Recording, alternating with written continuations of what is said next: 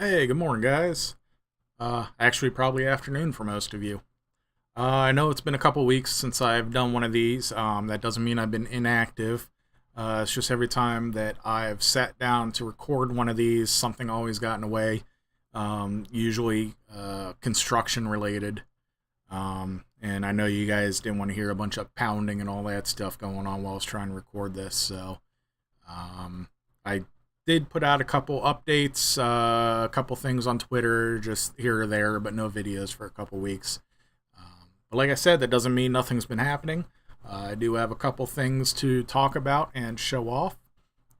I have been working on the installer, some trying to work out some bugs there.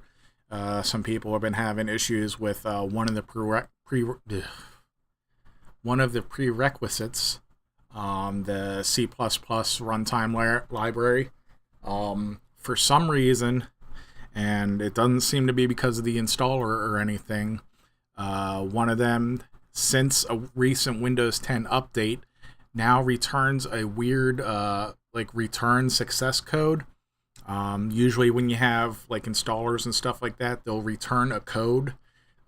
So, like any parent application or Windows itself knows whether or not it installed successfully or if it needs to roll back or anything like that.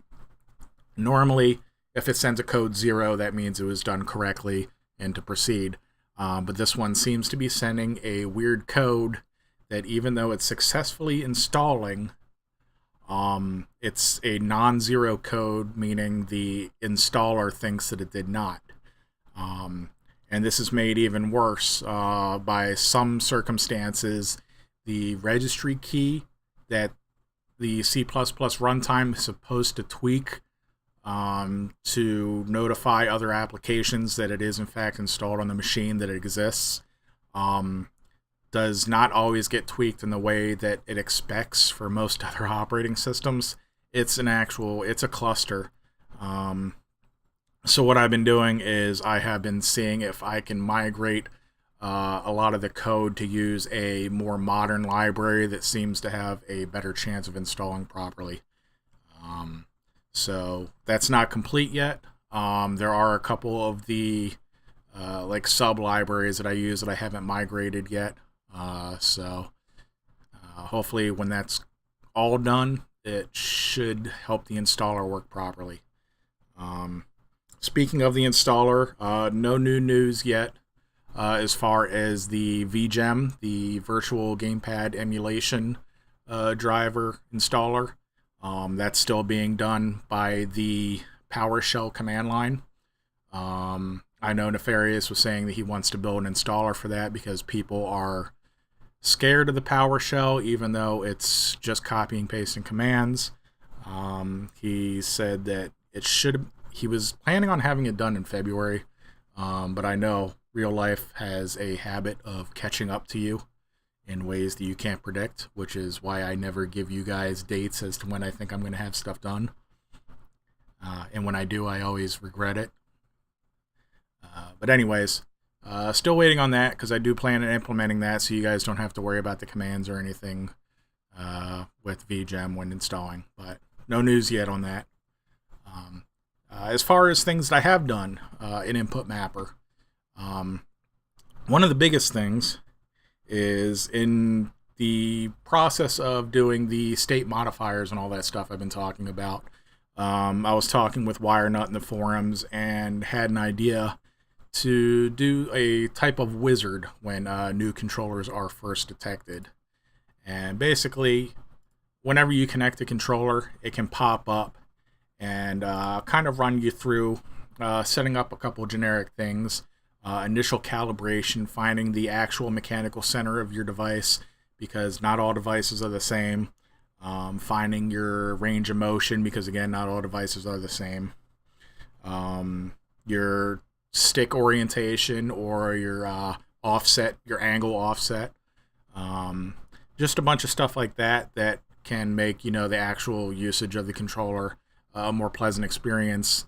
And we've had these options in InputMapper to configure these things before, but never in a user-friendly, like initial calibration kind of a thing where it walks you through doing it. So basically the idea is that when it detects a new controller for the first time, this will pop up and it'll tell you to do things like leave your stick center. Jeez, time for some more coffee. But it'll do things like tell you to leave your stick centered, and it'll grab a snapshot of what the values are when they're centered. And then it'll tell you to do things like move it all the way to the left or all the way to the right or the full range of motion, stuff like that. And you proceed through these steps, and finally you'll get to a step where it asks you if you would like to customize any mappings, anything like that. If not, just hit next and it'll be ready to go. So basically, I just want to do this to kind of open up InputMapper to a lot more novice users who are intimidated by the whole idea, that thought that, stuff like this was just you plug it in and it works. To an extent, it sort of is, but it does need a little bit of user intervention. So this should help smooth that over. So basically, I've just been going through all the supporting classes and all that stuff. Whenever you add a big thing like this, it's all like 90% back-end framework and 10% UI. So I've been going through all of that, as well as creating a new concept in InputMapper called intersecting axes. You might be familiar with these if you use like radial dead zone or anything like that. Anything that requires a both X and Y axis to, as a matter of fact, I can probably stick offset. So anything like this that requires two axes that intersect in order to calculate a value. I'm now creating a new type called intersecting axes that will be defined in the controller plugins meta. So you don't, next time you go in, you won't have to choose two axes or anything like that. You'll just choose the one stick.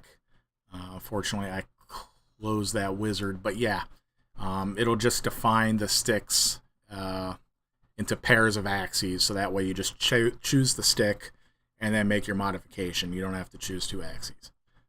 So that'll simplify things there. Let's see. There's a few things going on here. Other stuff that I'm working on is the DualShock 4 plugin. I am creating a variable in that where you can create your own vendor ID and hardware ID for it to scan for, so it won't be locked to just boy, me and words today. It won't be locked to just true DualShock 4 devices or ones that I've tested before. There'll be a text box where you can go in and enter your own if you're using like a Mad Catz. I don't know. I think they make DualShock 4s. Or any kind of off-brand one like that. You'll be able to go in and enter your own values, and assuming it uses the same packet structure, which if it works on a PlayStation 4, it should. But if it uses the same packet structure, it should also work in InputMapper. So I'm doing that so people don't have to keep asking me to add support for all kinds of additional controllers and all that stuff. Part of that is also going to include settings for plugins themselves. That's kind of throwing me through a loop because most of the plugins don't exist when the application initially loads. They're kind of instanced, and those instances are created as needed. So finding a way to store those settings across the plugins is creating a little bit of a technical mess, but I'll figure that out. I got it working for the input plugins so far. The output plugins are a little more difficult because they're created after everything else. So anyways, moving on.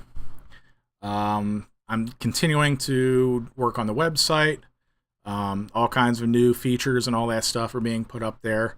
I want to remind you guys, not that anybody has really listened to me so far, but if you need support on InputMapper of any kind, to use our website. Sometimes I'm able to help you guys out on YouTube but YouTube is just such a clusterfuck of a system. I get constantly issues. I get notifications where somebody will post to a video, and I'll try to follow the link in the notification that I get on my cell phone, because usually I'm away from my desk, and it'll go to the video and the comment won't be there because whatever caching YouTube uses, it hasn't populated. It's a freaking nightmare, and it causes me to lose track of you guys so easily. So please, if you have any issues at all, use any of the links in the application. They all take you to the website, so please use the website. It's there for a reason. So that's about it, guys. I'm sure I'm forgetting some stuff because I've been working on so much the last couple weeks, but nothing is coming to mind. So on that note, I will say have a good weekend, and I will see you guys hopefully next week.